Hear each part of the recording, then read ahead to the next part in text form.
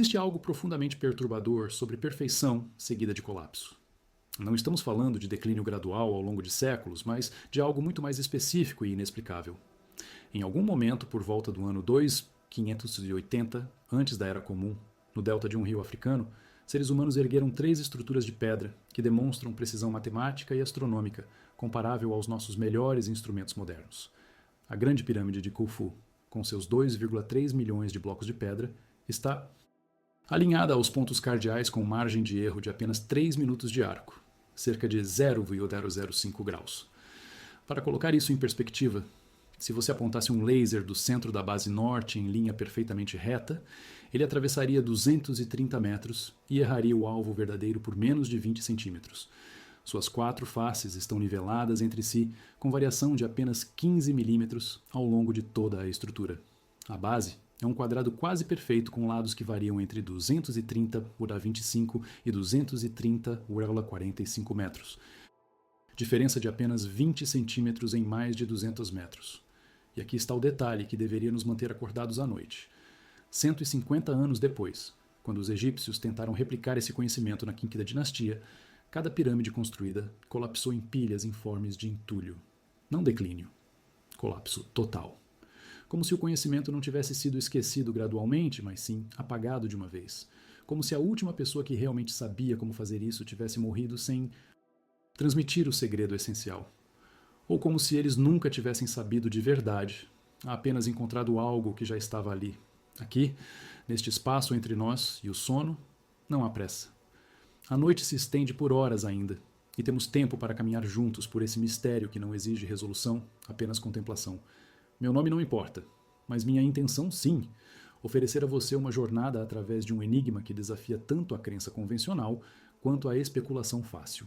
Não estou aqui para convencer você de nada. Não represento nenhuma posição, nenhuma agenda, nenhuma verdade definitiva.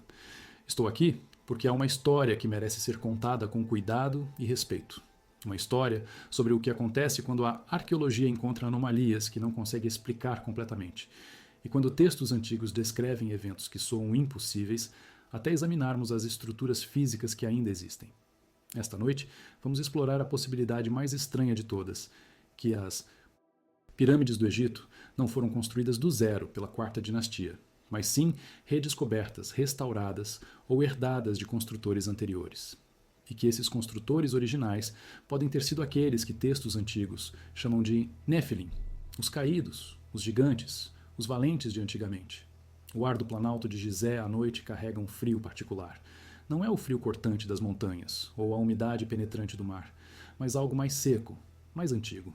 É o frio de pedra calcária que passou o dia, absorvendo calor solar, e agora o libera lentamente para o céu sem nuvens. Se estivéssemos ali juntos agora, você sentiria esse frio subindo através das solas dos seus pés, através do tecido das suas roupas, assentando sobre sua pele como uma lembrança física de quanto tempo essas pedras estiveram aqui. A escuridão no deserto não é completa. Há o brilho prateado da lua minguante que torna as superfícies de calcário quase luminosas, e há o fulgor alaranjado de Cairo no horizonte leste. Essa metrópole de 20 milhões de pessoas que cresce cada vez mais próxima dessas estruturas que estavam aqui quando não havia cidade alguma, quando o Nilo corria por um curso diferente, quando o próprio clima era outro. Você ouviria o silêncio, mas não um silêncio completo. Ao som distante do tráfego na rodovia, ao vento ocasional que traz areia em redemoinhos breves, ao próprio som da sua respiração, ecoando levemente contra as superfícies planas de pedra. E ao cheiro, poeira mineral, pedra aquecida e resfriada incontáveis vezes, algo que sugere idade de um modo que o nariz reconhece antes que a mente possa nomear. Antes de seguirmos adiante, quero apenas mencionar que esta jornada não seria possível sem você. Se este conteúdo ressoa com algo dentro de você, se encontra abrigo nessa comunidade de pessoas que buscam mistério sem exigir certeza, considere deixar seu apoio através de um gesto simples, um clique que sinaliza que este trabalho tem valor. E se quiser, deixe-nos os comentários de onde você nos escuta esta noite. Há algo profundamente reconfortante em saber que esta comunidade se estende por fusos horários, por línguas, por culturas, pessoas em São Paulo e pessoas em Dublin e pessoas em Mumbai, todas encontrando o mesmo refúgio nessas histórias que abraçam a dúvida. Não é sobre números ou algoritmos, É sobre saber que não estamos sozinhos em nosso fascínio pelo desconhecido, em nossa recusa de aceitar explicações fáceis, em nossa disposição de sentar com o mistério e deixá-lo existir sem resolução. Se isso descreve você, bem-vindo.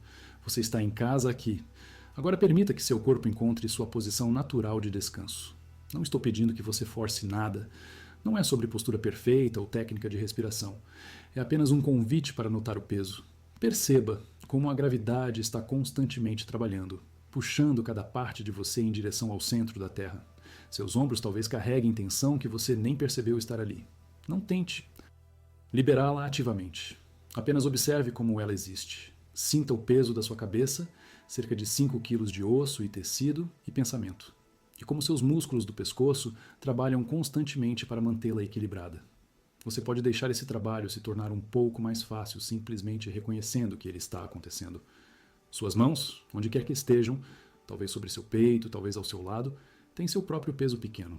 Você pode sentir a superfície sob elas, a textura do tecido ou a temperatura da sua própria pele. E suas pernas, particularmente suas coxas, carregam a maior parte do seu peso corporal quando você está sentado ou deitado. Você pode sentir como elas afundam levemente no suporte abaixo de você? Como a pressão se distribui? Não há nada a fazer aqui. Apenas reconhecer que seu corpo está sendo sustentado, que você pode confiar na solidez do que está embaixo de você e que neste momento não há lugar para onde você precise ir.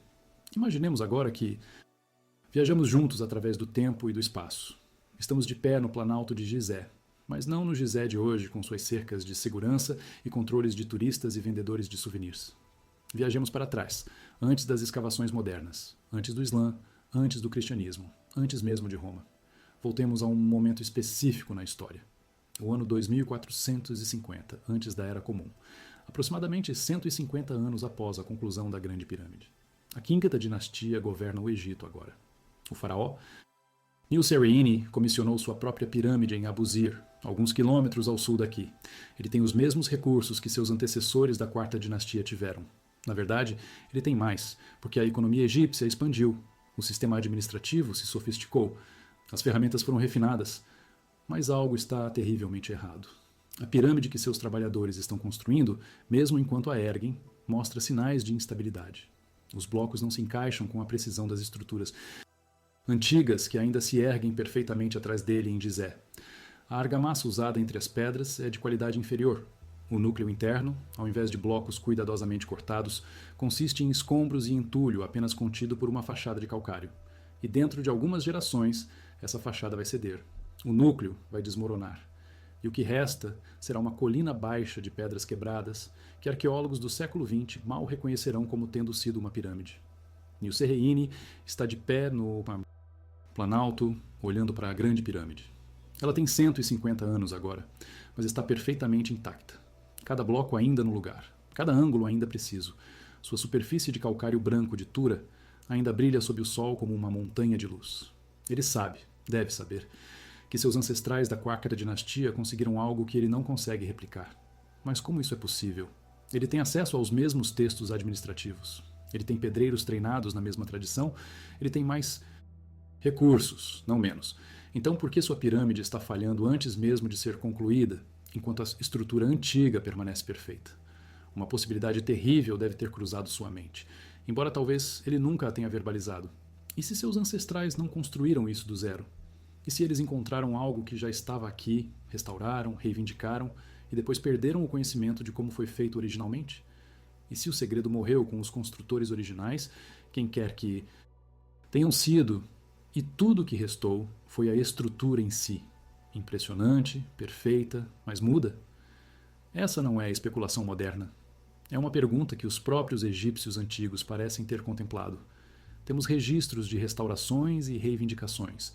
A famosa Estela do Inventário, descoberta no século XIX, perto da Grande Pirâmide, contém uma inscrição que afirma que Khufu não construiu a Grande Pirâmide, mas sim a encontrou e restaurou, e que a esfinge já estava ali quando ele chegou ao poder.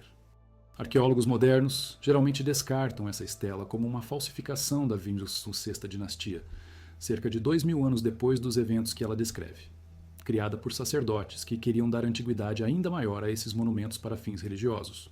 E essa interpretação pode estar correta. Mas considere o impulso por trás disso. Por que sacerdotes egípcios tardios sentiriam a necessidade de inventar uma história sobre as pirâmides sendo mais antigas do que Khufu? Por que não simplesmente aceitar a narrativa tradicional que acredita a quarta dinastia? Uma possibilidade é que eles estavam tentando explicar algo que os incomodava, a mesma anomalia que nos incomoda hoje, a diferença de qualidade, a perfeição súbita, o colapso subsequente. Aproximemo-nos agora da Grande Pirâmide, não da entrada turística moderna, mas da face norte, onde a entrada original está localizada, não no nível do solo, mas a 15 metros de altura.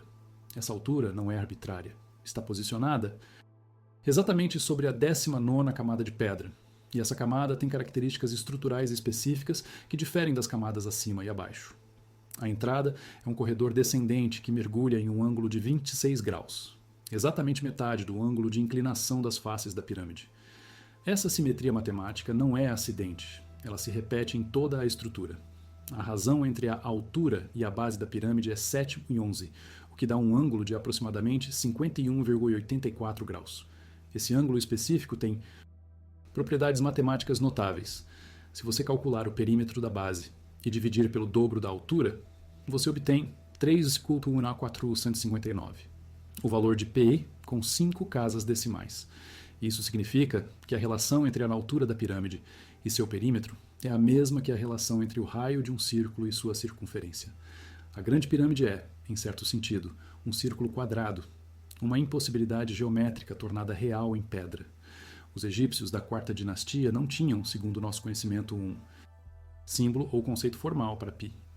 O papiro matemático mais antigo que sobreviveu, o papiro Hind, datado de cerca de 1650 antes da Era Comum, quase 1000 anos após as pirâmides, usa uma aproximação de π como 3,16, não o valor muito mais preciso incorporado na Grande Pirâmide. Então, como explicamos a precisão? Uma possibilidade é que eles estavam trabalhando com conhecimento empírico, medições práticas que acidentalmente produziram essas relações sem compreensão teórica.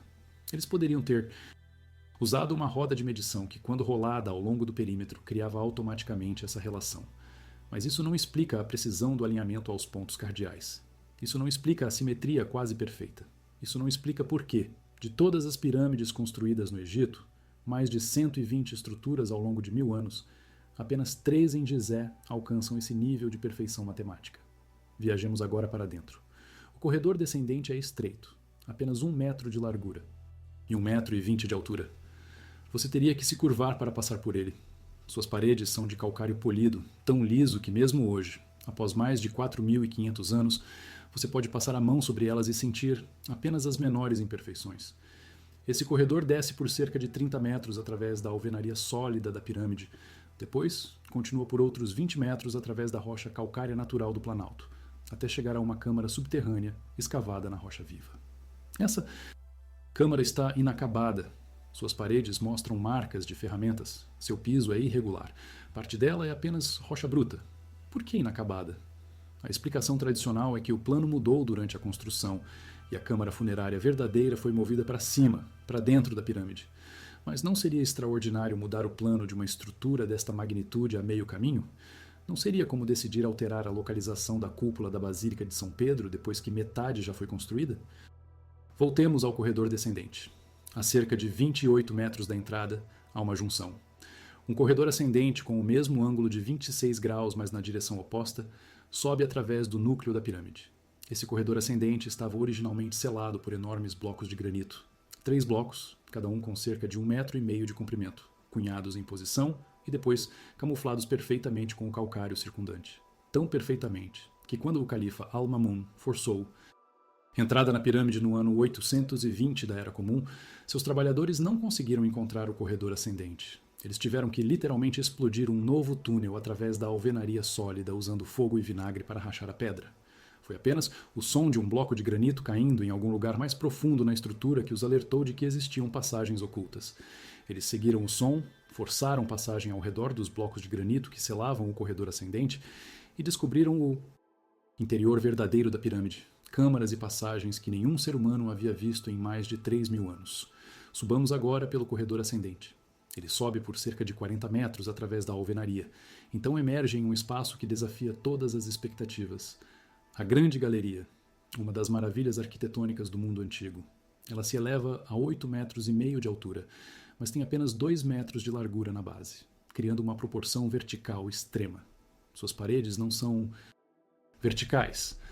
Elas inclinam-se para dentro em 7 cursos corbéis, cada curso projetando-se cerca de 8 centímetros sobre o anterior, criando um teto que é apenas 1 metro de largura, embora o espaço comece com 2 metros na base. Essa técnica, corbelling, é antiga, encontrada em estruturas de pedra em todo o mundo, mas a escala aqui é sem precedentes. E há algo mais. As paredes da grande galeria mostram marcas de encaixe, ranhuras regulares espaçadas ao longo de seu comprimento, como se algo costumava deslizar ao longo delas. Bloqueios de pedra? Contrafortes de madeira? Ninguém sabe. Esses encaixes não têm função na estrutura atual, o que sugere que já serviram a um propósito que depois se tornou obsoleto ou foi removido. No topo da grande galeria está a entrada para a Câmara do Rei. Aqui, a arquitetura se torna quase inexplicável. A câmara é um retângulo perfeito. 10 metros de comprimento, 5 metros de largura, 6 metros de altura, com proporções de 2,1 para 1,2, que parecem deliberadas. As paredes são de granito rosa trazido de Assuan, a 800 quilômetros ao sul. Cada bloco de granito pesa entre 25 e 80 toneladas. Foram colocados com juntas tão apertadas que uma lâmina de faca não pode ser inserida entre eles. O teto é composto de 9 lajes de granito, cada uma pesando cerca de 50 toneladas, estendendo-se por toda a largura da câmara. E acima desse teto, em um arranjo que ainda confunde engenheiros, estão 5 câmaras de alívio, separadas, uma sobre a outra, cada uma com seu próprio teto de vigas de granito maciças. Essas câmaras de alívio nunca foram destinadas a serem vistas. Elas foram seladas durante a construção e permaneceram não descobertas até 1837, quando um aventureiro britânico chamado Howard Vyse explodiu túneis através da alvenaria acima da Câmara do Rei e encontrou esses espaços ocultos. A câmara superior tem um teto de vigas dispostas em formato de chevron, em ângulo, não planas, destinadas a desviar o peso da pirâmide acima para as paredes laterais. Toda essa elaboração estrutural para proteger uma única câmara do peso acima. Mas aqui está o que é verdadeiramente estranho. Cálculos modernos de engenharia mostram que essa elaboração não era necessária. A Câmara do Rei poderia ter sido construída com muito menos complicação estrutural e ainda teria aguentado o peso. Então, por que toda essa engenharia excessiva? Uma possibilidade é que os construtores não confiavam em seus próprios cálculos e construíram com margem de segurança massiva. Outra possibilidade é que eles estavam seguindo um plano que não compreendiam completamente, copiando um design que encontraram em outro lugar, replicando sem entender completamente por que cada elemento estava ali.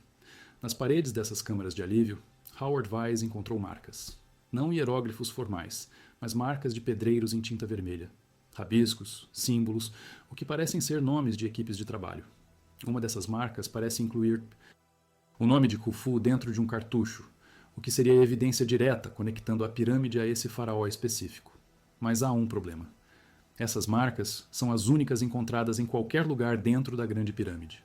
Não há inscrições formais, nenhum texto funerário, nenhuma decoração, nada exceto essas marcas de pedreiros que ninguém deveria jamais ver porque os espaços onde foram encontradas foram selados na construção. E alguns pesquisadores levantaram questões sobre a autenticidade. As marcas poderiam ter sido adicionadas pelo próprio Vyse para validar sua descoberta? Ele estava sob pressão para produzir resultados. Havia gastado fortunas na expedição. E essas marcas convenientemente apareceram no momento certo. Não há consenso. A maioria dos egiptólogos aceita as marcas como autênticas, mas mesmo se aceitarmos isso, elas não explicam a estrutura em si. Apenas confirmam que alguém da Quarta dinastia trabalhou nela, o que não nos diz se eles a construíram do zero ou restauraram. Algo mais antigo. Consideremos agora a escala temporal mais ampla. A primeira pirâmide verdadeira, não uma pirâmide de degraus como Saqqara, mas uma estrutura de lados lisos, foi a Pirâmide Vermelha em Dashur, construída pelo faraó Sneferu, por volta do ano 2600 antes da Era Comum. Sneferu também construiu a Pirâmide Inclinada, que começa com um ângulo de 54 graus, mas depois muda abruptamente para 43 graus a meio caminho, aparentemente porque os construtores perceberam que o ângulo original criaria uma estrutura que entraria em colapso sob seu próprio peso. Então Sneferu aprendeu através de tentativa e erro. Isso faz sentido? Isso é como esperamos que tecnologia evolua. Mas então, de repente, na geração seguinte, seu filho Khufu constrói a Grande Pirâmide. não apenas maior, mas matematicamente perfeita, astronomicamente alinhada, estruturalmente impecável. E então os dois sucessores de Khufu, Khafre e Menkaure, constroem suas próprias pirâmides em Gizeh, também perfeitas, embora menores. E então, 150 anos depois, a quinta dinastia tenta continuar a tradição e produz estruturas que desmoronam. Essa progressão não segue o padrão normal de desenvolvimento tecnológico. Normalmente, vemos melhoria gradual, versão primitiva, versão refinada, versão madura, versão decadente. Mas aqui vemos experimento, perfeição súbita, colapso repentino. É quase como se 3 gerações, Sneferu, Khufu, Khafre, Menkaure, tiveram acesso a algo que foi perdido depois. Conhecimento? Recursos? Supervisão? E se, durante essas 3 gerações, houve alguém entre eles que carregava conhecimento de um tempo anterior, talvez os últimos representantes de uma tradição construtora mais antiga? E se esse conhecimento morreu com eles, e tudo que restou foram as estruturas que eles deixaram para trás, mudas e impenetráveis? Há um detalhe que raramente é discutido, mas que merece atenção. Dentro da Câmara do Rei está um sarcófago de granito. Ele é grande demais para ter passado pelas passagens da pirâmide, o que significa que deve ter sido colocado ali durante a construção, antes que o teto fosse instalado. Mas aqui está o detalhe curioso. Quando o sarcófago foi primeiro examinado em tempos modernos, estava vazio, sem tampa, e danificado em uma esquina. Nenhuma múmia foi jamais encontrada dentro da grande pirâmide. Nenhum tesouro funerário. Nenhum artefato além do próprio sarcófago vazio.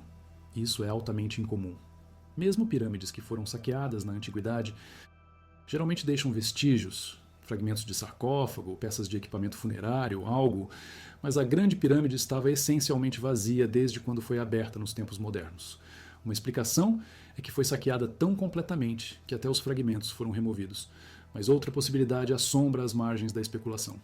E se nunca houve um enterro? E se essa estrutura serviu a um propósito diferente do que assumimos? Pausa aqui comigo por um momento. Deixe essas imagens assentarem. Não há necessidade de formar conclusões. Não há pressa.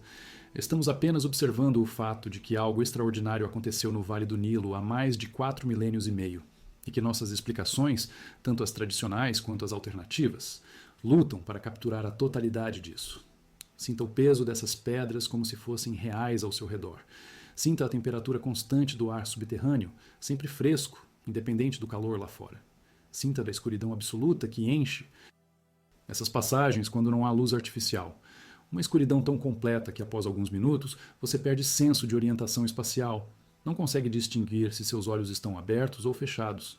E perceba como seu corpo, neste momento, está completamente sustentado. Você não precisa segurar nada. Pode deixar seus braços ficarem pesados, pode deixar suas pernas descansarem completamente.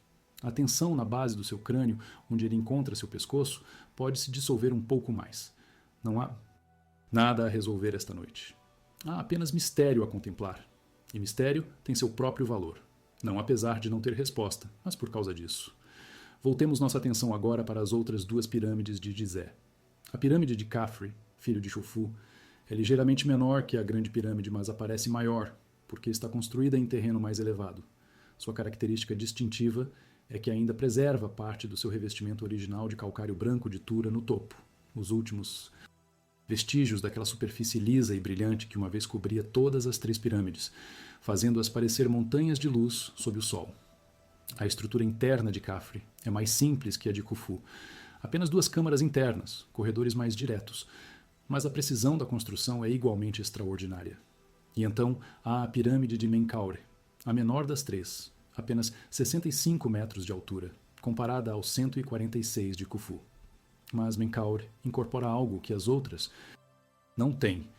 Seu terço inferior era originalmente revestido não com calcário branco, mas com granito rosa de Aswan, um detalhe de luxo que deve ter demandado recursos imensos. Por que fazer isso? Puramente estético? Ou havia algum significado simbólico ou estrutural que não compreendemos? O que une essas 3 estruturas não é apenas sua proximidade física ou seu período de construção, é a precisão. Todas as 3 estão alinhadas aos pontos cardeais com margem de erro minúscula. Todas as 3 incorporam relações matemáticas sofisticadas em suas proporções. Todas as 3 usam técnicas de construção que não são encontradas em nenhuma outra pirâmide egípcia com o mesmo nível de perfeição. e todas as três foram construídas dentro de um período de cerca de 80 anos, 3 gerações, após o qual a qualidade cai catastroficamente. Isso não é progressão normal. Isso é janela, uma janela de capacidade que abre brevemente e depois se fecha. Agora ampliemos nossa perspectiva para incluir não apenas Gizé, mas todo o Egito. Há mais de 120 pirâmides conhecidas espalhadas ao longo do Vale do Nilo, datadas de um período de aproximadamente 1000 anos. Elas variam enormemente em tamanho, qualidade e estado de preservação. As pirâmides da terceira dinastia, como a pirâmide de degraus de Djoser em Saqqara, são impressionantes em conceito, mas primitivas em execução. Seus blocos são pequenos, suas paredes são grossas, suas câmaras internas são instáveis. Então vem a quarta dinastia, com Gizé, um salto quântico em capacidade. E então a quinta e sexta dinastias tentam continuar, e produzem estruturas que já estavam colapsando enquanto eram construídas. A pirâmide de Neferir-Kari Kakai, em Abusir, por exemplo, foi deixada inacabada, e seu núcleo de entulho exposto está agora erodido em uma colina baixa que mal parece artificial. A pirâmide de Menkaure-Kaiu está tão destruída que sua localização exata permaneceu incerta até 2008. Essas não são estruturas que decaíram ao longo de milênios. Essas são estruturas que falharam fundamentalmente desde o início. O que mudou? A explicação convencional aponta para fatores econômicos e políticos. A quinta dinastia viu o poder do faraó declinar, enquanto o poder dos sacerdotes e nobres regionais aumentava. Recursos que antes eram centralizados, agora estavam dispersos. O ímpeto ideológico que impulsionava megaprojetos como o Gizé havia se dissipado. Trabalhadores eram menos motivados, supervisão era mais frouxa, padrões declinaram. E tudo isso é verdadeiro. Esses fatores certamente contribuíram. Mas explicam a totalidade da mudança? Explicam por que a quinta dinastia não podia mesmo replicar as técnicas básicas, a qualidade da alvenaria, a precisão do corte de pedra, a estabilidade estrutural? Não estamos falando sobre fazer algo tão ambicioso quanto Gizé. Estamos falando sobre fazer qualquer coisa que não desmorone. E eles não conseguiram. Não em Abusir, não em Saqqara, não em qualquer lugar. A capacidade foi perdida, não apenas a vontade. Há um papiro administrativo do Império Médio, cerca de 1000 anos após Gizé, que menciona o envio de trabalhadores para inspecionar as pirâmides dos ancestrais, porque estavam preocupados com sua estabilidade. Mas note quais pirâmides eles estavam inspecionando. Não as de Gizé, que permaneceram perfeitamente sólidas, mas as da quinta e sexta dinastias, que já estavam desmoronando. O papiro trata as pirâmides de Gizé como dadas. Elas não precisam de inspeção, porque já provaram sua eternidade. Mas as mais recentes, as que foram construídas mais perto do tempo deste escriba do que do tempo de Khufu, essas estão falhando. Há uma ironia sombria nisso. As estruturas mais antigas são mais duráveis que as mais novas. É como se a linha do tempo estivesse invertida. Agora introduzamos um dado que complica tudo: evidência de erosão por água na esfinge. Geólogos notaram há décadas que o recinto de pedra calcária ao redor da esfinge, as paredes verticais das quais a esfinge foi esculpida, mostra padrões de erosão vertical profunda que são característicos de exposição prolongada à chuva pesada. Mas aqui está o problema. O Egito tem sido árido, com muito pouca chuva, nos últimos 5000 anos. A última vez que a região do Nilo experimentou precipitação significativa e regular foi no período úmido africano, que terminou por volta do ano 5000 antes da Era Comum. Se a erosão por água na esfinge requer séculos de exposição à chuva, então, ou a esfinge é muito mais antiga que a quarta dinastia, talvez por milhares de anos, ou aconteceu um evento de precipitação localizado e intenso do qual não temos registro. Geólogos convencionais argumentam que a erosão pode ser explicada por inundações ocasionais do Nilo, por água subterrânea, por degradação da qualidade da pedra. Mas outros insistem que o padrão é inconsistente com essas explicações. O debate continua não resolvido, porque requer expertise que cruza disciplinas. Geologia e egiptologia, raramente conversam. Se a esfinge é mais antiga que Khufu, então a cronologia inteira de Gizé é questionada. A ortodoxia acadêmica data a esfinge a mesma quarta dinastia que construiu as pirâmides, baseado em estilo artístico e contexto arqueológico. Mas e se a esfinge existia primeiro, e as pirâmides foram construídas ao seu redor? E se Khufu não construiu a grande pirâmide, mas a encontrou, como a estela do inventário afirma, e meramente a reivindicou, restaurou ou completou? Essas possibilidades abrem Portas que a arqueologia mainstream prefere manter fechadas, não por conspiração, mas por metodologia. Ciência funciona construindo sobre certezas e expandindo gradualmente. Propostas que demolem fundações sem evidência extraordinária são resistidas não por dogma, mas por prudência.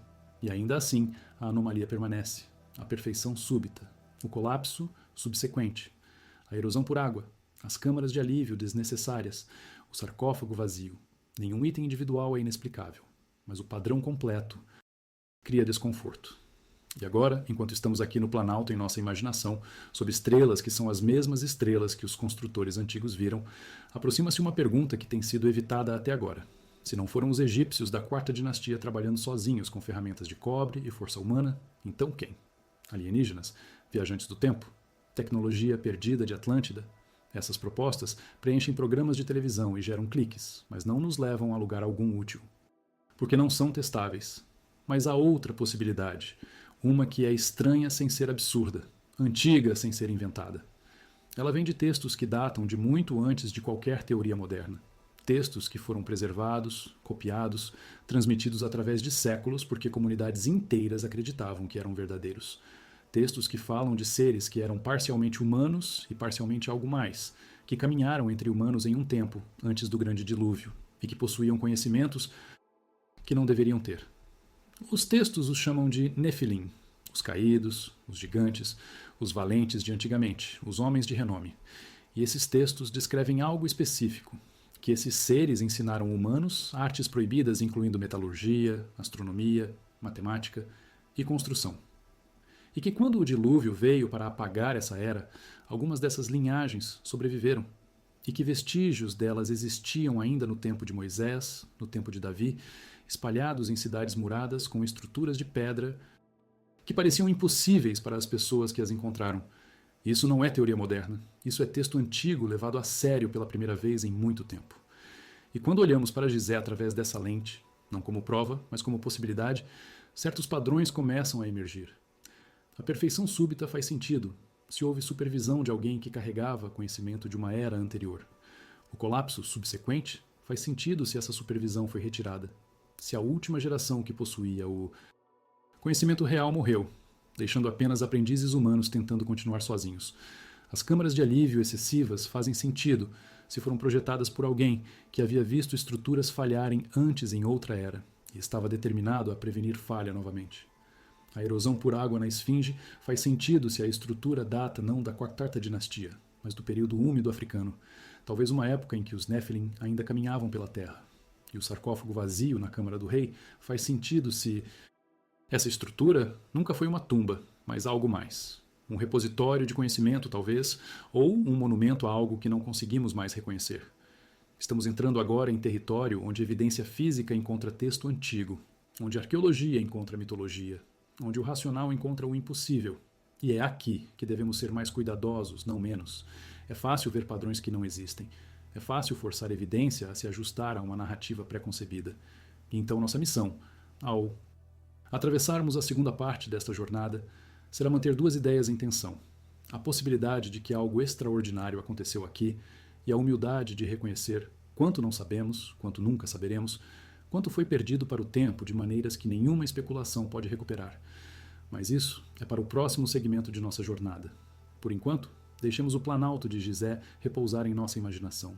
Deixemos essas 3 estruturas de pedra permanecerem ali sob o céu noturno, como tem feito por mais de 4.000 anos, guardando segredos que talvez nunca revelem completamente, testemunhando eras que se levantam e caem, recordando algo que nós esquecemos, mas que elas, na sua presença silenciosa e monumental, continuam a sugerir. Voltemos àquela pedra, não aos fatos que já examinamos, mas à sensação de estar ali. Feche os olhos por um momento. Ou não, a escolha é sempre sua. E reconecte com aquela temperatura específica do deserto noturno. O frio que não corta, mas envolve. A vastidão do céu que faz você sentir pequeno de um modo que não é assustador, mas libertador. Há algo reconfortante em ser pequeno diante de algo tão antigo e tão grande. Remove a pressão. Você não precisa ter todas as respostas. Você não precisa resolver isto. Pode simplesmente estar aqui, neste momento, permitindo que o mistério exista sem exigir conclusão. Perceba agora a temperatura do ar ao seu redor, onde quer que você esteja realmente. É mais quente que sua pele ou mais frio? Há movimento no ar ou está completamente imóvel? Você consegue sentir o tecido contra seu corpo, não através de toque ativo, mas através da consciência passiva de onde há pressão, onde há contato? E sua mandíbula? Tantas vezes carregamos tensão ali sem perceber. Seus dentes estão tocando? Eles não precisam estar. Pode haver um pequeno espaço entre eles, permitindo que os músculos da sua mandíbula descansem completamente. Não há necessidade de segurar nada, nem forma, nem postura, nem atenção. Afiada. Apenas presença gentil enquanto voltamos juntos àquele planalto e às perguntas que ele levanta. Há um texto que precisa ser lido em sua totalidade antes de podermos continuar, porque tudo que segue depende dele. Não é longo, apenas 4 versículos de um livro muito antigo. Mas esses 4 versículos têm sido debatidos, interpretados, reinterpretados, alegorizados e literalizados por estudiosos de 3 grandes tradições religiosas durante mais de 2000 anos. O texto está em Gênesis, o primeiro livro da Torá hebraica, do Antigo Testamento cristão, reconhecido também na tradição islâmica. Capítulo 6, versículos 1 a 4.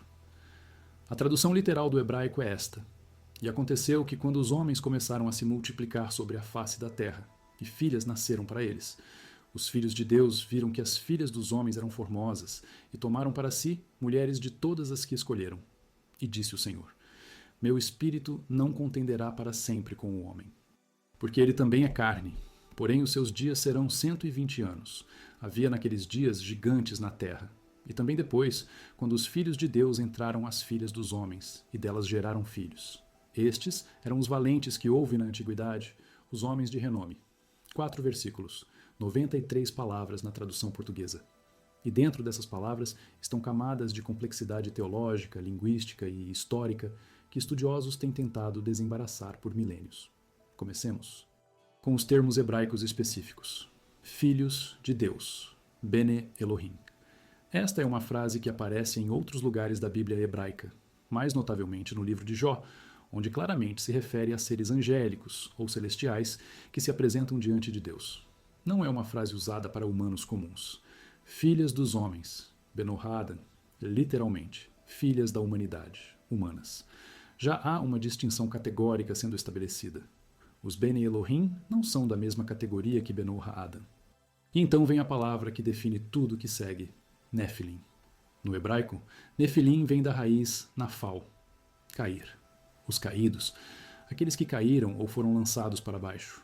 A frase "e também depois" é crucial porque indica que os Nephilim existiram não apenas antes do dilúvio, mas também depois dele, o que significa que ou sobreviveram de alguma forma, ou foram regenerados, ou a condição que os criou aconteceu novamente. A interpretação tradicional judaica, preservada no Targum e em comentários rabínicos, geralmente identifica os Bene Elohim como anjos ou seres celestiais que violaram a ordem apropriada da criação ao tomar forma física e procriar com mulheres humanas. Os filhos híbridos dessas uniões, os Nephilim, eram gigantes, possuidores de força sobre-humana e conhecimento proibido, e sua presença na Terra foi uma das razões pelas quais Deus decidiu trazer o dilúvio para limpar a criação. A interpretação cristã primitiva, preservada nos escritos dos pais da Igreja como Justino, mártir, Ireneu e Clemente de Alexandria, seguiu essa mesma linha de pensamento. Anjos caídos, união proibida, descendência corrompida, necessidade de limpeza global. Foi apenas posteriormente, quando a teologia cristã começou a solidificar doutrinas sobre a natureza imaterial dos anjos, que surgiu o desconforto com a ideia de anjos tendo corpos físicos e produzindo descendência. Isso levou a uma reinterpretação alternativa. Os filhos de Deus eram simplesmente a linhagem piedosa de Sete, filhos de Adão, e as filhas dos homens eram a linhagem corrupta de Caim. O problema com essa interpretação é que ela não explica por que a descendência seria de gigantes, nem porque isso seria digno de destruição global. Mas há outro texto que expande dramaticamente sobre esses 4 versículos de Gênesis, um texto que não está na Bíblia canônica moderna, mas que era amplamente conhecido e citado nos primeiros séculos da Era Comum. É chamado de Livro de Enoque, ou mais especificamente, primeiro, Enoque. Foi preservado em sua totalidade apenas na tradição da Igreja Ortodoxa Etíope, onde é considerado escritura canônica.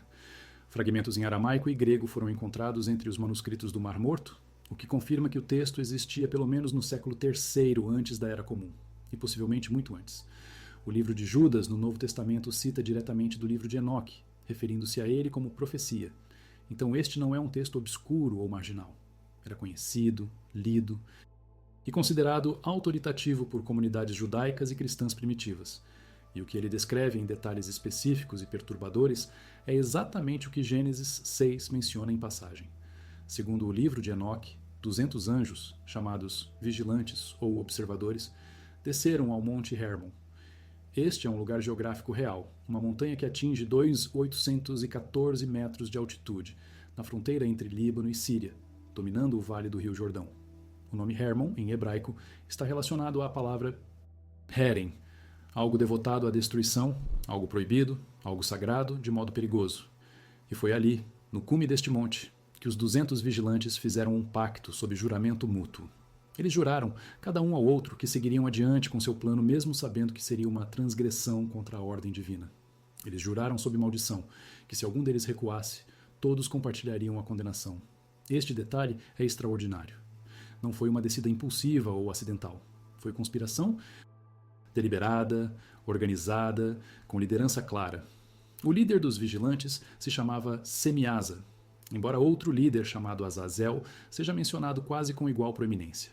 O texto lista os nomes de 20 líderes dos 200: Semiasa, Araquiel, Ramiel, Cocabiel, Tamiel, Ramiel, Danel, Ezequiel, Paraquiel, Azael, Armaros, Patriel, Ananel, Zaquiel, Sanciel, Satarel, Turel, Yomiel, Sariel e Azazel.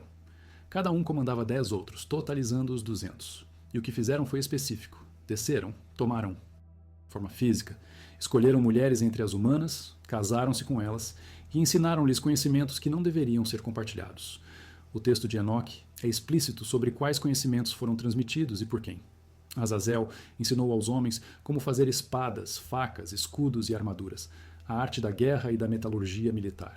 Semiasa ensinou encantamentos e o corte de raízes, magia e farmacologia.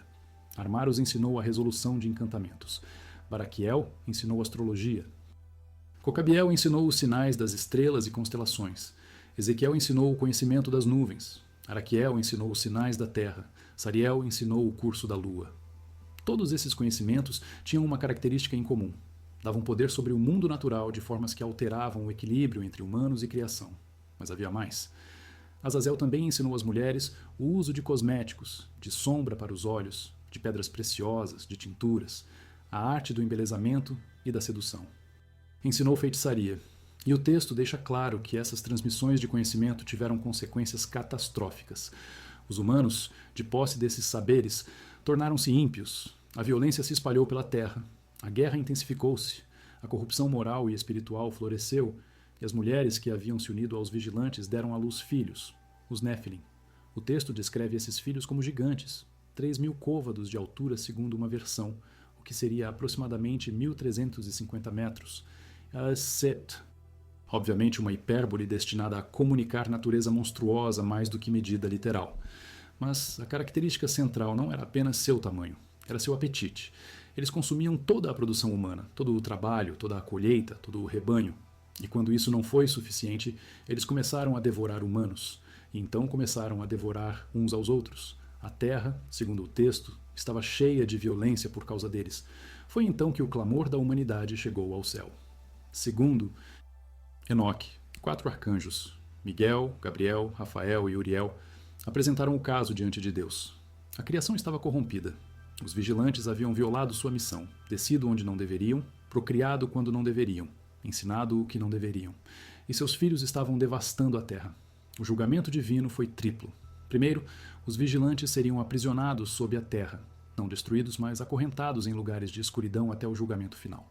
Segundo, os Nefilim seriam destruídos, seus corpos morreriam, mas seus espíritos, chamados no texto de espíritos malignos, permaneceriam na terra causando problemas até o fim dos tempos. Terceiro, a terra seria limpa através de dilúvio, toda a criação submersa para lavar a corrupção, com apenas Noé e sua família preservados, junto com exemplares dos animais. Mas aqui está o detalhe que conecta de volta a Gênesis 6:4. E também depois. Mesmo após o dilúvio, os Nefilim são mencionados novamente. No livro de Números, quando os espiões israelitas retornam de reconhecer a terra de Canaã, eles reportam: Vimos ali os Nefilim, filhos de Anak, descendentes dos Nefilim. Éramos aos nossos olhos como gafanhotos, e assim éramos aos seus olhos. Então, segundo a narrativa bíblica, tomada literalmente, os Nefilim não foram completamente extintos pelo dilúvio. Ou algumas linhagens sobreviveram, talvez porque nem todos os vigilantes desceram ao mesmo tempo. Talvez porque a genética híbrida foi transmitida através de gerações, ou o fenômeno aconteceu novamente após o dilúvio. E há nomes específicos: os Anakim, os Refaim, os Emim, os Zuzim, tribos de gigantes que habitavam Canaã e as regiões circundantes. Og, rei de Bazã, é descrito no Deuteronômio como o último dos Refaim, com uma cama de ferro que media 9 côvados de comprimento, aproximadamente 4 metros. Golias de Gate, que enfrentou Davi, media 6 côvados e 1 palmo, aproximadamente 2,9 metros, segundo o texto massorético, ou 2,06 metros. Segundo a Septuaginta, dependendo de qual medida antiga de côvado é usada. E esses gigantes não eram nômades primitivos. Eles habitavam cidades muradas. Números 13 e 28 diz: as cidades são grandes e fortificadas. Deuteronômio 1:28 repete: as cidades são grandes e muradas até o céu. Obviamente é hipérbole, mas comunicando estruturas de escala impressionante. E aqui está onde o texto encontra a pedra, onde a narrativa antiga encontra a arqueologia. Porque se você viajar do Monte Hermon, onde os vigilantes supostamente fizeram seu pacto, em linha reta sudeste por cerca de 40 quilômetros, você chega a Baalbek. E Baalbek contém algumas das pedras mais pesadas jamais movidas por qualquer civilização em qualquer período da história. E se você continuar em linha aproximadamente reta por mais centenas de quilômetros através do deserto do Sinai, você eventualmente chega a Gizé.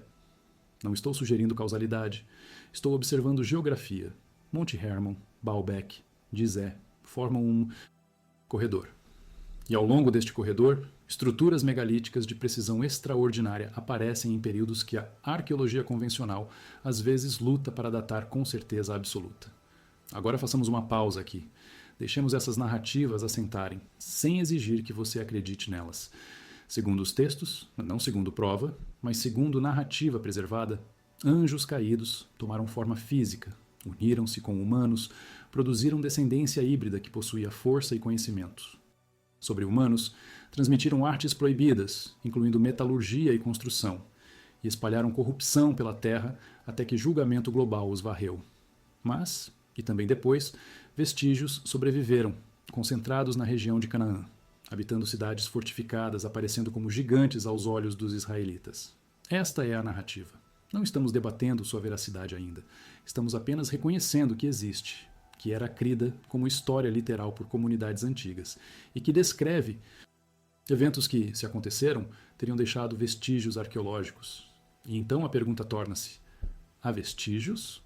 Há algo no registro arqueológico que seja difícil de explicar dentro da progressão humana normal, mas que faria sentido se houve supervisão ou participação de seres com capacidades além da norma humana? Permita que seu corpo afunde um pouco mais profundamente no suporte abaixo de você. Perceba o espaço entre seus pensamentos. Aquele vazio breve antes que a próxima ideia surja. Não há necessidade de preencher esse espaço. Ele pode existir como está, silencioso e vazio. Sua respiração continua sozinha, sem sua direção consciente. Você já respirou milhões de vezes em sua vida sem precisar instruir seus pulmões como fazê-lo. Eles sabem, seu corpo sabe, e neste momento ele está fazendo seu trabalho quietamente enquanto sua atenção descansa aqui, nestas palavras, nestas imagens, nestas possibilidades. Não há urgência, há apenas exploração. Deixe sua língua descansar no piso da sua boca, pesada e relaxada.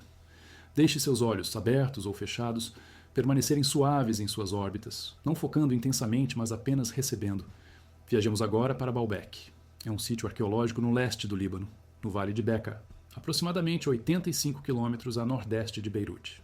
Hoje é famoso pelo Templo de Júpiter romano, uma das estruturas mais impressionantes que Roma jamais construiu, com colunas que se elevam a 22 metros de altura. Mas os romanos não construíram a fundação.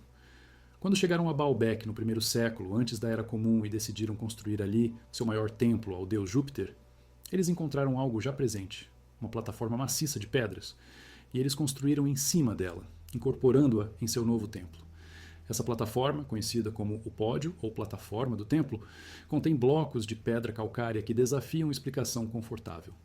A maioria dos blocos pesa entre 300 e 800 toneladas, mas 3 blocos específicos, conhecidos coletivamente como o triliton, pesam aproximadamente 800 toneladas cada um. Para colocar isso em perspectiva, os maiores blocos usados na Grande Pirâmide pesam cerca de 70 toneladas. Os blocos do triliton são mais de 10 vezes mais pesados. Mas espere, há mais. A cerca de 400 metros de distância, na pedreira antiga, repousa o que é chamado de Pedra da Mulher Grávida, Hajar el-Hibla, em árabe. É um único bloco de calcário, parcialmente cortado da rocha-mãe, mas ainda conectado em sua base, medindo 21,5 metros de comprimento, 4,8 metros de largura e 4,2 metros de altura. Seu peso estimado é de aproximadamente 1.200 toneladas. E em 2014, arqueólogos descobriram um bloco ainda maior na mesma pedreira, parcialmente enterrado, estimado em 1.650 toneladas. Esses blocos nunca foram movidos. Estão ainda na pedreira, preparados, mas não entregues. E a pergunta que assombra engenheiros é simples. Como qualquer civilização antiga pretendia mover isso? O maior guindaste móvel do mundo hoje, o Liebherr LTM 11200 9.1, tem capacidade máxima de 1.200 toneladas em condições ideais. A Pedra da Mulher Grávida está no limite do que nossa tecnologia moderna pode manipular. E o bloco descoberto em 2014 excede esse limite. Não pode ser movido com equipamento convencional moderno sem risco significativo. E ainda assim, 3 blocos de 800 toneladas foram não apenas movidos da pedreira, mas erguidos a 7 metros de altura e colocados com tanta precisão que uma lâmina não pode ser inserida entre eles. Não há argamassa, não há espaço.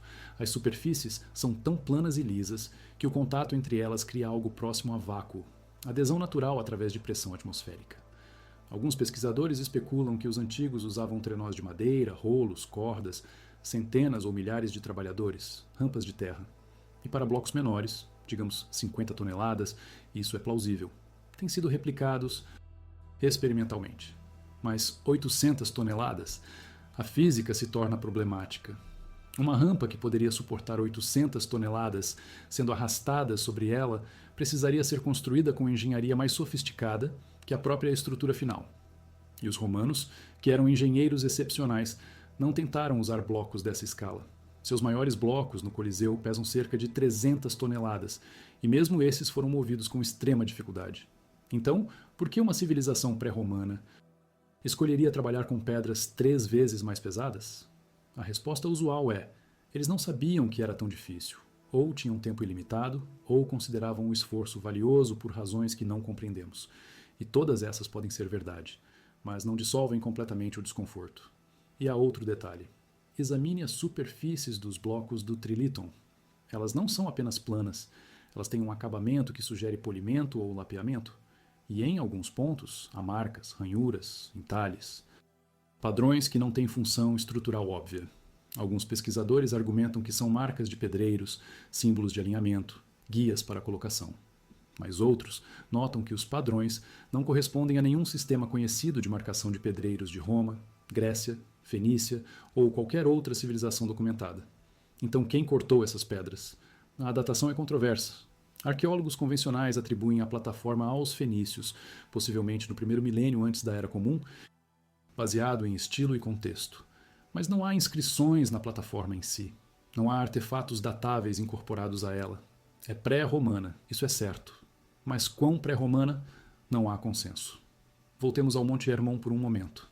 No cume da montanha estão ruínas de um templo romano dedicado ao deus Baal. Mas sob essas ruínas estão restos de estruturas mais antigas, blocos megalíticos que claramente predatam Roma. E há algo mais.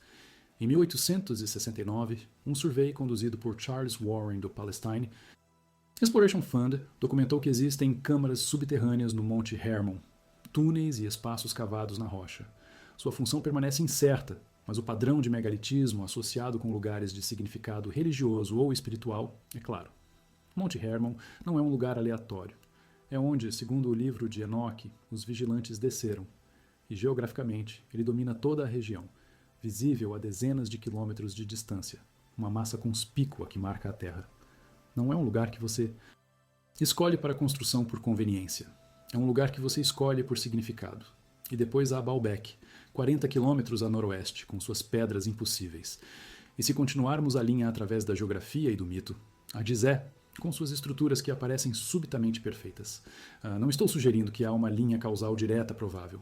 Estou observando que em uma região específica do Oriente Médio, dentro de um corredor geográfico que textos antigos associam com seres extraordinários, há estruturas que empurram os limites da capacidade humana antiga como a entendemos. E quando examinamos outras partes do mundo, encontramos fenômenos semelhantes. Em Puma Punku, Bolívia, há blocos de diorito e andesito cortados com precisão de fração de milímetro, com encaixes de cauda de andorinha que permitiam montagem modular. Peças intercambiáveis, como se fossem fabricadas em série. Em Sacsayhuaman, Peru, há muros de pedra com blocos poligonais de dezenas de toneladas, encaixados em padrões tão complexos que mapeá-los em 3 dimensões desafia software moderno. Em Göbekli Tepe, Turquia, há círculos megalíticos datados de 9.600 antes da Era Comum, 7.000 anos antes das pirâmides, construídos por pessoas que supostamente eram caçadores-coletores sem organização social complexa ou tecnologia avançada. O padrão que emerge não é de civilização única, mas de capacidade que aparece em momentos específicos e depois desaparece. Göbekli Tepe foi deliberadamente enterrado por volta de 8.000 antes da Era Comum. Alguém decidiu cobrir aqueles círculos megalíticos com terra e pedras, preservando-os, mas escondendo-os. Por quê? Puma Punku mostra sinais de destruição catastrófica. Não erosão gradual, mas algo que espalhou blocos de 100 toneladas por centenas de metros como se fossem brinquedos. O que poderia fazer isso? Terremoto extremo? Inundação? E por toda parte há o fenômeno de abandono súbito. Estruturas que foram construídas com esforço imenso e então deixadas. Não completamente erodidas ao longo de milênios, mas abandonadas enquanto ainda intactas, como se a população que as construiu desapareceu de repente ou foi forçada a partir. Agora considere uma teoria específica proposta por pesquisadores da arqueologia alternativa. O geólogo Robert Schoch argumentou que a esfinge mostra erosão por água datando do período úmido africano, antes de 5.000 antes da Era Comum. Graham Hancock tem explorado evidência de uma civilização global avançada que resistiu durante a última Era do Gelo e foi destruída pelo fim abrupto dessa era. Um período de aquecimento catastrófico rápido acompanhado por inundações massivas, impactos de cometas ou fragmentos de asteroides, e colapso ambiental por volta de 10.800 antes da Era Comum. Segundo essa teoria, conhecimento dessa civilização perdida foi preservado por sobreviventes e transmitido através de mito, religião e estruturas físicas. E se alguns desses sobreviventes, possivelmente uma casta de sacerdotes ou construtores com conhecimento de matemática, astronomia e engenharia, viajaram para diferentes partes do mundo após o cataclismo e estabeleceram centros de conhecimento? E se esses sobreviventes foram lembrados nas mitologias locais como deuses, gigantes, heróis civilizadores, seres que vieram de outro lugar, que possuíam sabedoria sobre-humana, que ensinaram artes fundamentais? E agora, conecte isso de volta aos Nephilim. E se os Nephilim não eram literalmente híbridos, anjo humano, mas sim sobreviventes de uma civilização pré-diluviana humana que possuía conhecimento avançado? E se eles foram lembrados como gigantes, não necessariamente por estatura física, mas por seus feitos, estruturas gigantescas, conhecimento gigantesco, impacto gigantesco? E se o livro de Enoque preserva uma memória distorcida de transmissão de conhecimento, metalurgia, astronomia, matemática, construção, de uma era anterior para a era pós-diluviana? E se o dilúvio bíblico corresponde ao fim da Era do Gelo? Inundações catastróficas que são geologicamente documentadas por volta de 10.000 a 8.000 antes da Era Comum, quando geleiras continentais derreteram? E também depois, significa que alguns representantes dessa tradição de conhecimento sobreviveram na região do Oriente Médio, concentrados particularmente em Canaã, onde construíram cidades muradas e foram eventualmente confrontados pelos israelitas que os descreveram como gigantes? Esta síntese não prova nada, mas oferece uma estrutura onde texto antigo e anomalia arqueológica podem dialogar sem exigir intervenção sobrenatural literal nem descarte completo das narrativas. E permite que perguntemos: se construtores com conhecimento avançado supervisionaram ou participaram da construção das pirâmides de Gizé durante a Quarta Dinastia, quem eram eles? Talvez os últimos representantes de uma tradição muito mais antiga, já em declínio, oferecendo seus serviços ou conhecimento a um faraó ambicioso. E, quando eles morreram, dentro de algumas gerações, o conhecimento profundo morreu com eles, deixando apenas aprendizes egípcios que podiam imitar formas, mas não entendiam princípios fundamentais. E então, o colapso da quinta dinastia faz sentido. E a perfeição súbita faz sentido. E as câmaras de alívio excessivas fazem sentido se foram projetadas por alguém que havia visto estruturas falharem antes e estava determinado a construir para a eternidade. Mas agora precisamos olhar honestamente para o outro lado. Precisamos ouvir a voz da ortodoxia, da ciência estabelecida, da arqueologia convencional que passa décadas em campo, escavando pacientemente, datando meticulosamente, reconstruindo culturas extintas a partir de fragmentos, porque eles têm respostas para tudo o que mencionamos. E suas respostas não são fracas ou evasivas, são substanciais, baseadas em décadas de trabalho, e merecem ser ouvidas com o mesmo respeito que demos aos textos antigos. Mas isso é para onde viajamos a seguir. Por agora, deixemos estas possibilidades suspensas. Textos que descrevem anjos caídos ensinando conhecimento proibido, estruturas que empurram limites da capacidade antiga, padrões de perfeição súbita e colapso subsequente, geografia que conecta Monte Hermon, Baalbek e Gizé. E uma pergunta que não pode ser respondida com certeza. Se algo extraordinário aconteceu na pré-história, quantos vestígios deveríamos esperar encontrar após 10.000 anos de erosão, inundação, guerra, reutilização de pedras e esquecimento? Quanto seria preservado? E quanto de estarmos nós, talvez olhando diretamente para esses vestígios, sem reconhecê-los pelo que são? Retornemos uma última vez àquele planalto. Não através de fatos ou argumentos, mas através da sensação pura de pedra sob céu. Imagine o silêncio profundo que só desertos conhecem. Não a ausência total de som, mas a qualidade específica de espaço vasto onde ruídos pequenos viajam longas distâncias e depois morrem sem eco. O frio aumentou. Agora, as horas antes do amanhecer são sempre as mais frias, quando a Terra liberou todo o calor que absorveu do Sol e ainda falta tempo para que o próximo dia comece. Você está de pé diante da grande pirâmide e mesmo na escuridão, sua massa é sentida mais do que vista. Um peso na percepção, uma presença que altera o espaço ao seu redor. E há neste momento uma pergunta que paira no ar frio. O que realmente aconteceu aqui? Não há resposta. Ainda não sabemos se existe uma resposta definitiva. Mas a pergunta em si, segurada gentilmente, examinada de todos os ângulos, respeitada por sua complexidade. Deixe seu próprio corpo se aquietar um pouco mais. Perceba como a escuridão atrás das suas pálpebras, se estiverem fechadas, tem textura própria. Não é vazio uniforme, mas padrões sutis de luz e sombra que dançam quando você não tenta focar neles.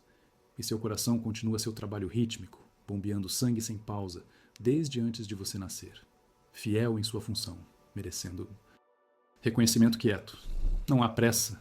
A noite ainda se estende diante de nós, e temos tempo para ouvir vozes que questionam tudo o que exploramos. Agora voltemos nossa atenção completa para a voz da ortodoxia. Não a versão caricata que é fácil de descartar, mas a arqueologia real praticada por pessoas que dedicam vidas inteiras a entender o passado com rigor metodológico. Comecemos com a afirmação central. Os egípcios da quarta dinastia, trabalhando com ferramentas de cobre e pedra, organizados através de um sistema administrativo hierárquico, motivados por ideologia religiosa profunda e dispostos a investir gerações em projetos monumentais, construíram as pirâmides de Gizé do início ao fim. Não encontraram estruturas antigas, não tiveram supervisão de seres extraordinários. Simplesmente aplicaram engenho humano, tempo abundante, força de trabalho massiva e conhecimento empírico, acumulado através de tentativa e erro. E a razão pela qual estruturas subsequentes falharam não foi perda de conhecimento sobrenatural, mas colapso econômico, instabilidade política e pressa na execução. Esta é a posição ortodoxa, e ela não é sustentada por fé cega, mas por evidência extensa. Comecemos com o tempo. Quando pensamos em construir algo do tamanho da Grande Pirâmide, nossa mente moderna imagina projetos medidos em anos, talvez uma década, talvez 2. Mas sociedades antigas não pensavam assim. Elas pensavam em gerações. Um faraó iniciaria um projeto sabendo que não seria concluído em sua vida. Seu filho continuaria. E o filho de seu filho. E isso era não apenas aceitável, mas esperado. A Grande Pirâmide supostamente levou 20 anos para ser construída segundo Heródoto, escrevendo 2.000 anos depois do fato. Mas 20 anos podem ser estimativa conservadora. 30 anos, 40 anos, com preparação adequada e força de trabalho sustentada. Estruturas de escala imensa tornam-se plausíveis. E a força de trabalho não era escravos chicoteados até a morte como filmes de Hollywood. Sugerem. Evidência arqueológica de vilas de trabalhadores perto de Gizé mostra que eram trabalhadores especializados e não especializados, alimentados com carne e cerveja, dieta de qualidade para padrões antigos, organizados em equipes com nomes orgulhosos, recebendo cuidados médicos quando feridos. Isso sugere projeto estatal organizado, não exploração brutal. E considere a população disponível. O Egito da Quarta Dinastia tinha aproximadamente 1 a 2 milhões de habitantes. Durante a estação de inundação do Nilo, cerca de 3 meses por ano, quando campos estavam submersos e a agricultura impossível, dezenas de milhares de trabalhadores estavam disponíveis. Se você mobilizar 20 mil trabalhadores por 3 meses anualmente durante 20 anos, isso é 1,2 milhão de pessoa-meses de trabalho. Com esse investimento, blocos de 2 a 3 toneladas podem ser cortados, transportados e colocados aos milhares. Cálculos modernos sugerem que para completar a Grande Pirâmide em 20 anos, aproximadamente 12 blocos por hora precisariam ser colocados durante um turno de trabalho de 10 horas, cerca de um bloco a cada 5 minutos. Isso parece impossível, até você considerar que 100 equipes trabalhando simultaneamente em diferentes partes da estrutura significa que cada equipe precisa colocar apenas um bloco por dia. De repente, torna-se plausível. Agora considere ferramentas. Sim, o Egito da Quarta Dinastia tinha apenas cobre para ferramentas de metal. Não bronze ainda, certamente. Não ferro. Cobre é macio. Como você corta granito com cobre? A resposta vem de arqueologia experimental. Dennis Stocks, um pesquisador que passou décadas replicando técnicas antigas, demonstrou que tubos de cobre rotacionados com arco de carpinteiro, alimentados com pasta de areia de quartzo, como abrasivo, podem perfurar granito. O cobre não corta a pedra, o quartzo corta. O cobre apenas guia, e areia de quartzo era abundante no Egito. Quanto ao corte de blocos, serras de cobre com areia de quartzo funcionam através do mesmo princípio. É lento, extremamente lento por padrões modernos, mas funcional. E lembre-se, os egípcios não estavam com pressa. Eles tinham décadas, e o polimento de superfícies pode ser alcançado através de lapeamento, esfregar duas superfícies uma contra a outra com abrasivo entre elas, até que ambas se tornem perfeitamente planas através de convergência gradual. Isso não requer tecnologia sofisticada, requer paciência infinita. Quanto à precisão dos alinhamento aos pontos cardeais, isso também não requer tecnologia misteriosa. Astrônomos egípcios observavam estrelas circumpolares, estrelas que circulam o polo celeste e nunca se põem abaixo do horizonte no Egito, marcando a posição de uma estrela circumpolar no horizonte leste quando ela nasce e no horizonte oeste quando ela se põe, e depois bisetando o ângulo entre essas duas posições, você obtém o norte verdadeiro. Com observações cuidadosas durante meses ou anos, precisão dentro de alguns minutos de arco é alcançável usando apenas estacas de madeira, cordas e visão humana. Não há mistério aqui, apenas observação meticulosa e matemática simples. E quanto à incorporação de π na razão entre altura e perímetro, isso pode ser não intencional. Se os egípcios estavam usando roda de medição para definir o perímetro, uma técnica comum em agrimensura antiga, e fazendo a altura proporcional ao raio dessa roda, a relação π emerge automaticamente sem compreensão teórica. É artefato de método, não evidência de conhecimento transcendental. E os blocos de granito de 50 toneladas na Câmara do Rei? Arqueólogos apontam que temos evidência direta de como egípcios moviam grandes blocos. Pinturas em tumbas mostram trenós de madeira sendo puxados por cordas com água sendo derramada na areia diante do trenó. Experimentos modernos confirmaram que a areia molhada reduz atrito dramaticamente. Um trenó pode deslizar com metade da força necessária em areia seca. E egiptólogos encontraram rampas reais em sítios de pedreiras antigas. Não as rampas especulativas que críticos ridicularizam, mas rampas de terra e entulho, genuinamente construídas e preservadas. Para blocos particularmente pesados, sistemas de alavancas podiam erguer incrementalmente. Levantar um lado alguns centímetros, cunhar com pedras, levantar o outro lado, repetir. É trabalhoso, é lento, mas funciona. E os egípcios tinham todo o tempo do mundo. Quanto às câmaras de alívio acima da Câmara do Rei, engenheiros estruturais argumentam que podem não ter sido excessivas. Sim, a análise moderna sugere que a estrutura teria aguentado com menos. Mas os construtores não tinham análise moderna. Eles estavam trabalhando com conhecimento empírico, observação de estruturas anteriores, estimativa de margens de segurança e, dada a importância suprema da estrutura, Uma tumba para um deus-rei cujo corpo precisava permanecer intacto para a eternidade? Construir com redundância massiva faz isso. Sentido. Melhor 10 vezes mais forte que necessário do que falhar por um pouco. E se você examinar outras tumbas reais egípcias, encontra preocupação similar com proteção estrutural da câmara de enterro. As câmaras de alívio não são anômalas, são extensão lógica de prática estabelecida. E quanto ao colapso das pirâmides da Quinta Dinastia? Arqueólogos têm explicação direta: mudanças políticas e econômicas. A Quarta Dinastia foi o pico do poder faraônico absoluto. O faraó controlava recursos imensos, comandava lealdade inquestionável e podia mobilizar o país inteiro para seus projetos. Mas na Quinta Dinastia, o poder começou a descentralizar. Templos solares ganharam importância, sacerdotes ganharam autonomia, nobres provinciais ganharam terras e autoridade independente. O faraó não tinha mais capacidade de comandar recursos na mesma escala. E, crucialmente, a ideologia mudou.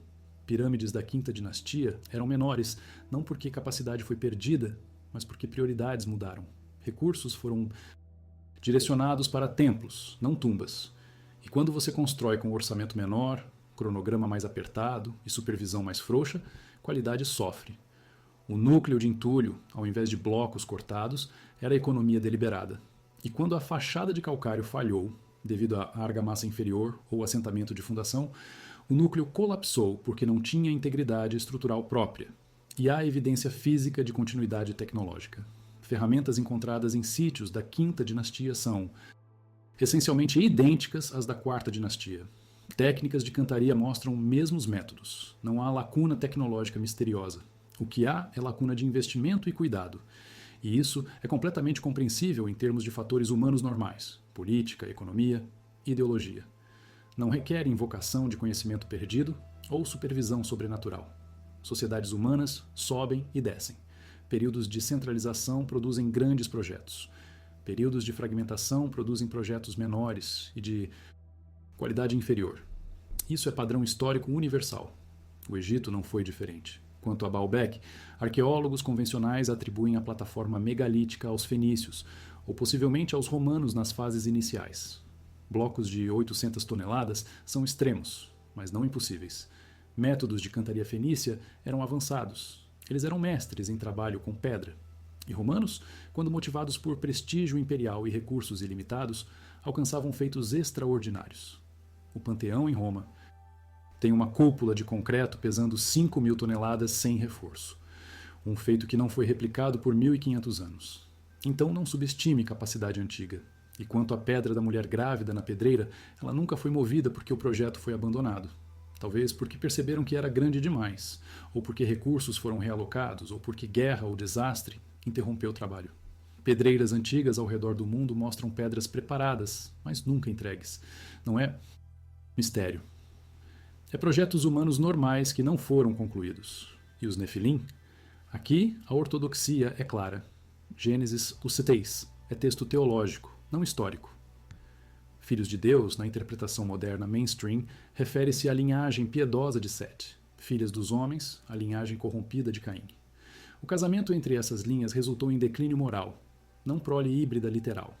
Nefilim, como termo, pode significar simplesmente poderosos ou valentes. Líderes humanos, guerreiros, tiranos. E, quando o corotexto hebraico usa a palavra para gigantes, Gibor, pode estar exagerando para efeito retórico, não descrevendo estatura literal. Quanto ao livro de Enoque, é apócrifo, interessante historicamente, mas não escritura canônica em tradições judaicas ou cristãs mainstream. Foi popular em alguns círculos judaicos pré-cristãos e influenciou o apocalipticismo judaico, mas sua cosmologia extravagante, anjos prisioneiros sob montanhas, gigantes de 1.000 metros, mapas detalhados dos céus, marca-o como literatura apocalíptica, gênero que usava imagens fantásticas para fazer pontos teológicos, não relatar história literal. E evidência arqueológica para gigantes literais? Não existe. Relatos de esqueletos gigantes descobertos no século XIX na América do Norte foram investigados meticulosamente por arqueólogos e revelados como fraudes, exageros ou mal identificações. Ossos de mastodontes foram confundidos com ossos humanos. Medidas foram infladas na recontagem. Fotos foram fabricadas. Não há um único esqueleto humano verificado que exceda 2,5 metros, o limite superior da variação humana normal. Gigantes de 4 ou 5 metros, como alguns textos bíblicos parecem descrever, não existem no registro fóssil. E se Nefilim eram híbridos anjo-humano, onde está a genética? Onde estão os restos físicos que mostrariam biologia não humana? A ausência de evidência não é sempre evidência de ausência, mas quando buscas intensivas durante 2 séculos não produzem nada, a hipótese precisa ser questionada. Quanto ao Monte Hermon, é local sagrado por razões geográficas óbvias. A montanha mais alta da região, fonte de rios, fronteira natural. Toda a cultura que habitou a área construiu santuários ali. Não requer anjos caídos para explicar por que é local de importância religiosa. E a conexão proposta entre Monte Hermon, Baalbek e Gizé, através de geografia, é coincidência ou reconhecimento de geografia natural. Essas são regiões com pedra adequada para a construção megalítica e sociedades que valorizam monumentos impressionantes. Não há necessidade de postular conexão cultural ou transmissão de conhecimento. Humanos, em todas as culturas, quando possuem recursos e motivação, constroem grande. É impulso universal. E, finalmente, quanto à perfeição súbita de Gizé, arqueólogos argumentam que não foi tão súbita. A progressão de Djoser, pirâmide de degraus primitiva, a Snefero, experimentos em Dashur, incluindo pirâmide inclinada, que muda ângulo, e pirâmide vermelha, que finalmente funciona, a Khufu, aplicação de lições aprendidas na forma perfeita, é progressão lógica. Levou 3 gerações. Houve tentativa, erro, refinamento. Isso é exatamente como esperamos que tecnologia evolua. E o fato de que ninguém depois conseguiu igualar não significa que conhecimento foi sobrenatural. Significa que a combinação específica de recursos, vontade, organização e talento que a 4ª dinastia possuía nunca foi replicada exatamente. Grandes feitos na história são frequentemente únicos. Ninguém construiu outro Partenon comparável. Ninguém esculpiu outro Davi de Michelangelo. Isso não torna os originais misteriosos, torna-os excepcionais. Esta é a resposta ortodoxa, apresentada com força total. E ela não é fraca. Ela se baseia em evidência física, replicação experimental, compreensão de sociedades antigas através de registros textuais e arqueológicos, e princípios de parcimônia. Preferir explicações que invocam mecanismos conhecidos sobre mecanismos. Hipotéticos. Navalha de Ockham afirma: não multiplique entidades além do necessário. Se humanos trabalhando com tempo, organização e engenho podem explicar as pirâmides, por que invocar supervisão sobrenatural? E a ortodoxia está correta em insistir que evidência extraordinária requer reivindicações extraordinárias. Se você afirma que anjos caídos ou civilização perdida supervisionou Gizé, o ônus da prova está sobre você. E até agora, apesar de décadas de busca por parte de arqueólogos alternativos, nenhuma evidência física inequívoca emergiu. Então fique aqui neste desconforto comigo. Deixe seus ombros se afastarem das suas orelhas se houver tensão ali. Deixe sua mandíbula se abrir levemente, criando espaço entre seus dentes. Há algo valioso em não saber. Há algo honesto em reconhecer que 2 explicações, ambas inteligentes, ambas bem articuladas, competem pela mesma evidência. E você não precisa escolher neste momento. Você não precisa escolher nunca, se não quiser. Pode. Simplesmente segurar a atenção e deixá-la ser o que é. Sua respiração continua, independente de qual explicação é verdadeira. O peso do seu corpo afundando no suporte abaixo de você não muda baseado em quem construiu as pirâmides. E o mistério, essa qualidade de não saber completamente, tem seu próprio tipo de beleza. Mas antes de dissolvermos em sono, há uma terceira possibilidade que merece consideração. E se ambos estiverem parcialmente certos e parcialmente errados? E se a verdade está em algum lugar entre ortodoxia e especulação alternativa? Considere este cenário. Não anjos caídos literais, mas uma civilização humana avançada que floresceu durante o último período da Era do Gelo, entre 15.000 e 10.000 antes da Era Comum, e foi devastada pelo fim catastrófico dessa era. Evidência geológica suporta que por volta de 10.800 antes da Era Comum, algo dramático aconteceu. Geleiras continentais derreteram rapidamente. Níveis do mar subiram mais de 100 metros.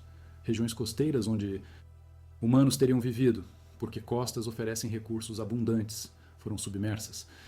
E há evidência crescente de impactos de cometas ou fragmentos de asteroides durante este período, causando incêndios em massa, mega tsunamis e inverno de impacto. Camadas de sedimento datadas deste período mostram concentrações incomuns de platina, assinatura de impacto extraterrestre e evidência de calor extremo. Se uma civilização existiu durante a Era do Gelo e foi destruída por esse cataclismo, quanto esperaríamos encontrar? Suas cidades estariam sob centenas de metros de água oceânica. Suas estruturas de madeira teriam apodrecido há muito tempo. Apenas pedra sobreviveria, particularmente pedra em lugares de altitude que não foram submersos. E aqui, Göbekli Tepe torna-se crucial. Datado com confiança em 9600 antes da Era Comum através de múltiplos métodos, ele demonstra que sociedades complexas, capazes de organizar centenas de trabalhadores e criar estruturas monumentais, existiam milhares de anos antes do que pensávamos ser possível. E ele não está isolado. Karahan Tepe, a cerca de 50 quilômetros de distância, mostra complexidade similar e pode ser ainda mais antigo. Esses sítios forçam reavaliação da cronologia da civilização. Se caçadores-coletores sem agricultura ou metalurgia construíram Göbekli Tepe, então nossa compreensão do que sociedades primitivas podiam alcançar está incompleta. Agora imagine alguns sobreviventes dessa civilização pré-diluviana. Não uma civilização com computadores ou lasers, mas uma com conhecimento sofisticado de astronomia, matemática, arquitetura de pedra, agricultura, navegação, talvez metalurgia básica. Eles sobrevivem ao cataclismo em lugares de altitude ou viajando em barcos. Eles encontram grupos humanos que sobreviveram separadamente. Grupos que perderam menos porque tinham menos para começar. E esses sobreviventes, carregando conhecimento de uma era perdida, tornam-se professores, sacerdotes, construtores. Eles estabelecem centros em lugares específicos, lugares que são geologicamente estáveis, astronomicamente significativos, ou que já tinham alguma estrutura antiga que sobreviveu.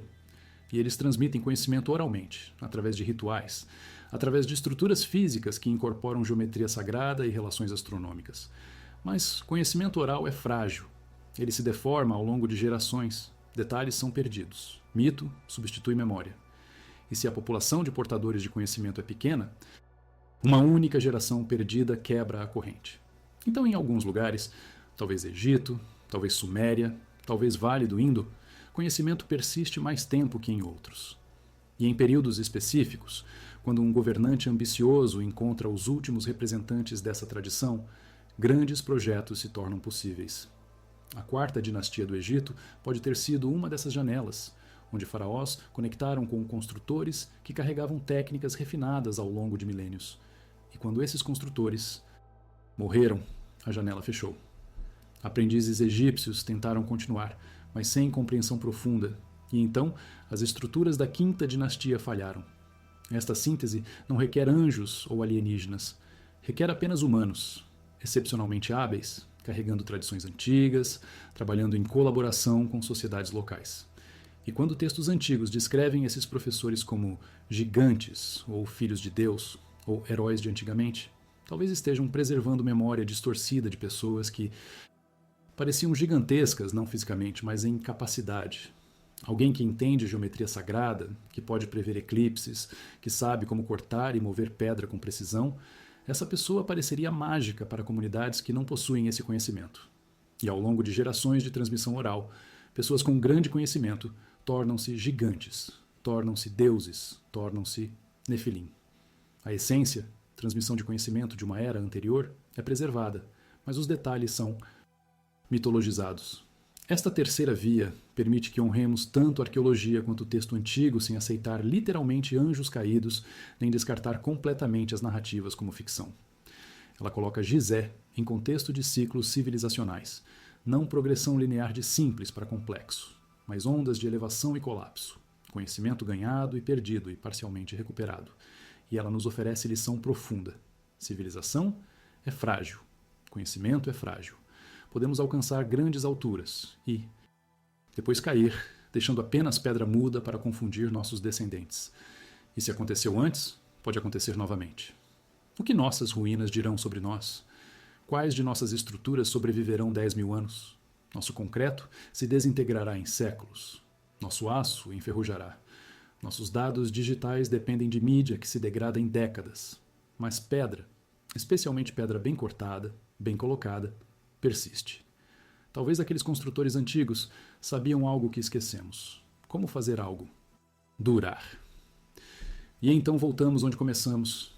de pé no planalto de Gizé sob estrelas imortais, diante de estruturas que testemunharam o levante e queda de dinastias, impérios, religiões, línguas, e ainda permanecem. Mudas agora, porque se sabiam algo, não nos contam em palavras que entendemos, apenas em sua presença silenciosa, em sua precisão que desafia nossos melhores esforços de replicação, em sua escala que humilha nossa arrogância. Elas dizem, algo extraordinário aconteceu aqui. Talvez você nunca saiba exatamente o que, mas você pode ficar de pé em admiração. E admiração não requer compreensão, requer apenas abertura. Deixemos agora o planalto se dissolver. As estruturas permanecem ali. Permanecerão por milênios ainda, provavelmente, mas nossa atenção pode gentilmente se soltar. Não há nada mais a resolver esta noite. Não há conclusão a alcançar, nenhuma posição a defender, nenhuma crença a solidificar. Há apenas o reconhecimento de que existimos em um mundo muito mais velho e estranho do que geralmente admitimos, que mistérios reais persistem nas margens do conhecimento, que textos antigos preservam talvez memórias distorcidas de eventos reais, que pedra e céu testemunharam mais do que jamais recuperaremos, e que está tudo bem. Podemos não saber. Podemos carregar incerteza levemente, sem deixá-la nos incomodar. Sinta agora como seus pensamentos começam a se fragmentar naturalmente. Imagens de pedra e deserto se misturam com memórias aleatórias do seu próprio dia. Frases que ouvi se dissolvem em sons sem significado claro. Sua atenção, que seguiu essa jornada com tanta paciência, agora se dispersa como fumaça em vento gentil. E isso é exatamente como deveria ser. Você não precisa segurar nada. Não precisa lembrar de nada. Amanhã, se essas ideias forem importantes para você, elas retornarão. E se não retornarem, não havia necessidade de retê-las. Elas serviram seu propósito esta noite. Ofereceram companhia, ofereceram distração do cotidiano, ofereceram mistério que não exigiu que você resolvesse. A temperatura do seu corpo provavelmente mudou ligeiramente ao longo desta jornada. Talvez você esteja um pouco mais frio agora, ou talvez o cobertor ao seu redor criou um microclima de calor. Em ambos os casos, há conforto em simplesmente estar, sem necessidade de ajuste. Seu peso afunda mais profundamente ainda, como se a gravidade aumentou ligeiramente, puxando você gentilmente em direção ao centro da Terra, onde toda a massa eventualmente descansa. E seus músculos, aqueles que trabalham constantemente para mantê-lo vivo, mantê-lo posicionado, mantê-lo funcional, esses músculos encontram permissão para fazer um pouco menos. Não parar completamente, mas reduzir para o mínimo necessário. Manutenção básica de vida. Nada mais. A grande pirâmide ainda está ali, no planalto, sob suas estrelas. Mas você não está mais lá. Você está aqui, onde seu corpo sempre esteve, em sua segurança pessoal, em seu espaço familiar. E não há lugar onde você precise ir. Não há tarefa esperando. Não há problema que precise de solução imediata. A noite continua em seu próprio ritmo paciente, indiferente às nossas preocupações humanas pequenas, oferecendo apenas escuridão gentil e tempo não medido. Deixe seus pensamentos sobre Nephilim e construtores antigos e conhecimento perdido se dissolverem como sal em água, presentes ainda de alguma forma difusa, mas não mais definidos, não mais seguráveis, apenas impressão, apenas sensação vaga de ter viajado longe e retornado são. E se você se encontrar ainda acordado depois que eu parar de falar, isso também está bem. Não há obrigação de dormir imediatamente. Você pode simplesmente deitar ali na quietude, deixando o silêncio ou qualquer som ambiente que esteja presente ser o que é. Você pode sentir a textura das memórias desta jornada, não repensando-as analiticamente, mas apenas permitindo que imagens passem. Pedras empilhadas impossivelmente alto, textos antigos em línguas mortas, perguntas sem resposta. Espaços entre estrelas onde mistério vive. E todas essas imagens gradualmente perdem definição, borram em abstrações, tornam-se cores sem forma, tornam-se apenas sensação de ter experimentado algo, e então mesmo essa sensação dissolve em nada identificável. Minha gratidão por você estar aqui não pode ser adequadamente expressa em palavras, mas saiba que carregar esses mistérios sozinho seria mais pesado. Compartilhá-los, mesmo que você nunca responda, mesmo que eu nunca saiba quem. Você é. Cria conexão que atravessa a solidão que às vezes nos encontra nas horas tardias. Você não está sozinho em seu fascínio pelo inexplicável. Você não está sozinho em sua recusa de aceitar explicações simplificadas demais. Você não está sozinho em seu conforto com não saber. Esta comunidade existe, quieta, espalhada, mas real, de pessoas que encontram paz em mistério. E se você retornar para esta história ou para outras que virão, você será bem-vindo como sempre. Mas se esta for a última vez que nossas jornadas se cruzam, então que você carregue gentilmente o que foi útil e deixe o resto se dissolver sem apego. Não há dívida, não há obrigação, apenas gratidão mútua por tempo compartilhado e mistério explorado. As pedras permanecem, sob sóis que queimam e luas que brilham frias, através de ventos que carregam areia e chuvas raras que lavam superfícies antigas. Elas permaneceram, elas permanecerão. E nós, pequenos e breves, passamos por suas sombras por momentos fugidios e nos maravilhamos. E essa maravilha talvez seja suficiente, talvez seja tudo o que foi planejado para nós encontrar. Deixe agora até as palavras pararem de significar. Deixe sons se tornarem apenas sons. Deixe escuridão ser apenas escuridão. E deixe sono vir ou não vir em seu próprio tempo, sem esforço seu. Você fez o suficiente simplesmente estando aqui, simplesmente escutando, simplesmente permitindo estas possibilidades existirem em sua consciência por este breve tempo. E agora pode soltar todas elas. Pode soltar tudo. Pode descansar completamente. As pedras sabem e elas não falam, e nisso há paz.